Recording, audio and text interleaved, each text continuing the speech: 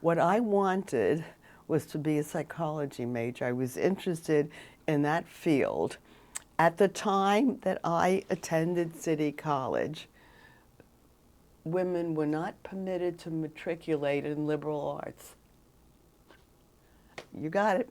So there was an out for me if I enrolled in the School of Education and suffered through the 36 or 38 credits of horrible, horrible ed courses. I could also take the equivalent number of credits in the psychology department. And I ended up in the same class with the young men. They ended up with a BA in psychology.